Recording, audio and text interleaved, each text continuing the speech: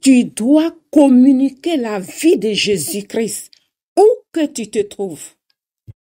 Seigneur Jésus-Christ, nous voici devant ta parole.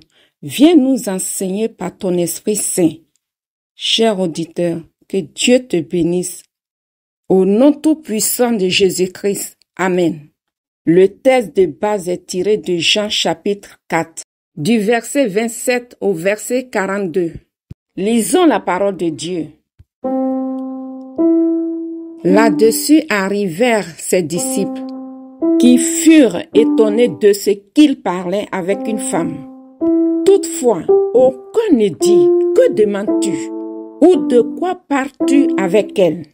Alors la femme, ayant laissé sa cruche, s'en alla dans la ville et dit aux gens, « Venez voir un homme qui m'a dit tout ce que j'ai fait. Ne serait-ce point le Christ ?» Ils sortirent de la ville et ils vinrent vers lui.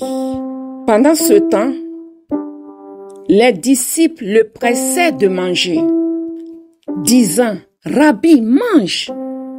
Mais il leur dit, « J'ai à manger une nourriture que vous ne connaissez pas. » Les disciples se disaient donc les uns aux autres, « Quelqu'un lui aurait-il apporté à manger ?» Jésus leur dit, « Ma nourriture est de faire la volonté de celui qui m'a envoyé et d'accomplir son œuvre. Ne dites-vous pas qu'il y a encore 4 mois jusqu'à la moisson? Voici, je vous le dis, levez les yeux et regardez les champs qui déjà blanchissent pour la moisson. Celui qui moissonne reçoit un salaire et amasse des fruits pour la vie éternelle, afin que celui qui sème et celui qui moissonne se réjouissent ensemble. Car en ceci, ce qu'on dit est vrai. Autre est celui qui sème et autre celui qui moissonne. Je vous ai envoyé moissonner ce que vous n'avez pas travaillé. D'autres ont travaillé et vous êtes entrés dans leur travail. Plusieurs Samaritains de cette ville crurent en Jésus à cause de cette déclaration formelle de la femme. Il m'a dit tout ce que j'ai fait. Aussi, quand les Samaritains vinrent le trouver, ils le prièrent de rester auprès d'eux. Et il resta là 2 jours. Un beaucoup plus grand nombre crurent à cause de sa parole. Et il disait à la femme, « Ce n'est plus à cause de ce que tu as dit que nous croyons, car nous l'avons entendu nous-mêmes. Et nous savons qu'il est vraiment le Sauveur du monde. » Merci Saint-Esprit pour ta parole. Communique la vie de Jésus où que tu te trouves.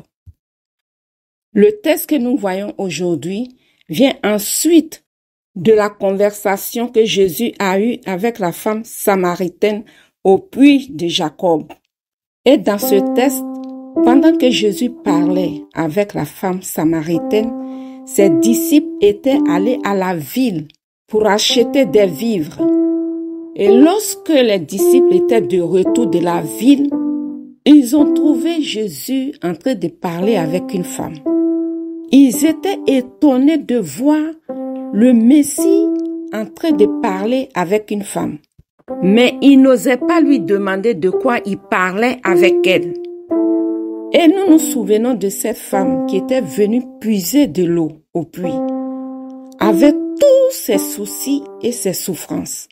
Et dans l'échange qu'elle avait avec Jésus, Jésus lui dit, « Va appeler ton mari. » Et elle fait savoir à Jésus qu'elle n'a pas de mari. Et Jésus lui a dit, « Oui, tu as dit vrai, parce que tu as eu 5 maris. Et l'homme avec qui tu es n'est pas ton mari. » Mais lorsque Jésus lui a parlé de l'eau vive, Jésus lui a dit, « Celui qui boira de l'eau que je lui donnerai n'aura jamais soif. Et l'eau que je lui donnerai deviendra en lui une source d'eau qui jaillira jusque dans la vie éternelle. » Lorsqu'elle a fini d'échanger avec Jésus-Christ, quand les disciples sont arrivés, elle qui était venue chercher de l'eau, elle a déposé sa cruche.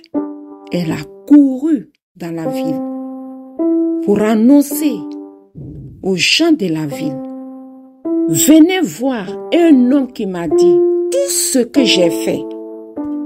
Ne serait-ce point le Christ? Jésus lui avait dit, si elle buvait l'eau du puits, elle aurait encore soif. Mais si elle boit l'eau que Jésus lui donnera, elle n'aura jamais soif. Et cette eau jaillira en elle jusque dans la vie éternelle. Est-ce que Jésus a menti? Je te pose la question, est-ce que Jésus a menti? Elle n'avait pas besoin de l'eau. Mais pourquoi elle a déposé sa cruche? Elle avait juste besoin que Jésus lui communique sa vie. Elle avait soif de Dieu. Lorsqu'elle a rencontré Jésus, ses soucis, ses problèmes, ses manques, tout ce qu'elle avait comme souci quand elle venait puiser l'eau, elle a déposé aux pieds de Jésus. Et elle allait annoncer la bonne nouvelle. Et toute la ville s'est déplacée. Témoignage d'une seule personne a mobilisé toute la ville pour accourir vers Jésus. Tu as soif, viens à Jésus. Tu as faim, viens à Jésus. Tous tes besoins, viens à Jésus. Toute la ville s'est déplacée à cause de la déclaration formelle de cette femme.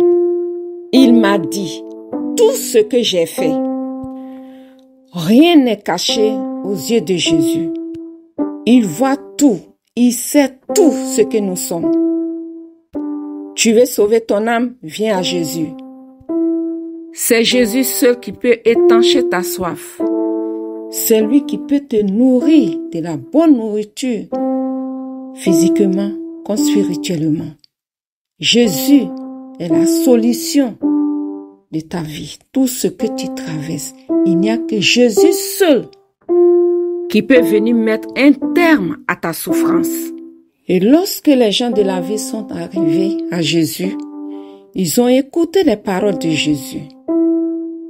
Et ils disaient à la femme, ce n'est plus à cause de ce que tu as dit que nous croyons, car nous l'avons entendu nous-mêmes. Et nous savons qu'il est vraiment le sauveur du monde. Et ils ont proposé à Jésus de rester avec eux. Et Jésus est resté avec eux pendant 2 jours. Cher auditeur, quelle a été ta vie avant ta rencontre avec Jésus-Christ? Car nous avons vu cette femme samaritaine avant sa rencontre avec Jésus et après sa rencontre avec Jésus. Car toute personne qui rencontre Jésus communique la vie de Jésus où qu'il se trouve. C'est ce que cette femme a fait. Quand elle n'avait pas Jésus, toute la ville la connaissait, savait ce qu'elle était et ce qu'elle vivait. Mais lorsqu'elle a rencontré Jésus, sa vie a changé. Et c'est elle qui a couru pour aller apporter la nouvelle. Et toute la ville a couru vers Jésus. Et ils ont été satisfaits de ce qu'ils ont entendu de Jésus. Et ils ont invité Jésus à rester dans la ville pendant 2 jours. Toi, qu'est-ce que tu fais après ta rencontre?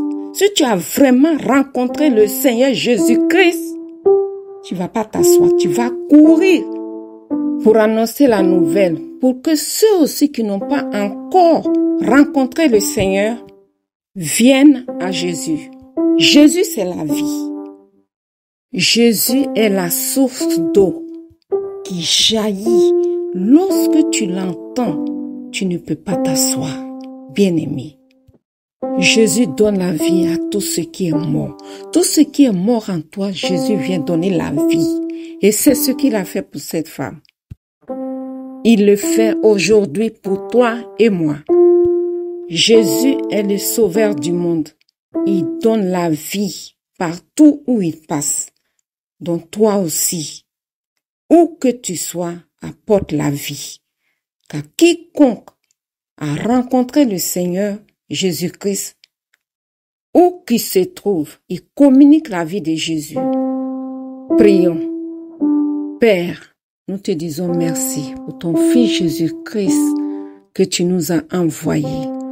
Jésus-Christ qui est le Sauveur du monde nous a montré de quoi nous avons vraiment besoin. Nous avons besoin de l'eau vive. Et cette eau vive, où est-ce qu'on peut la trouver? Ce n'est qu'en Jésus-Christ. Que cette eau que Jésus nous a donnée continue de jaillir en nous jusque dans la vie éternelle. Et que nous soyons des canaux qui communiquent la vie de Jésus-Christ aux hommes. Merci Père très saint pour la vie que ton Fils Jésus-Christ nous a communiquée. Amen. Vous pouvez nous écrire à l'adresse suivante: toutpuissantsauveur@gmail.com. Je vous invite à liker, à vous abonner et à partager la chaîne. Que Dieu vous bénisse.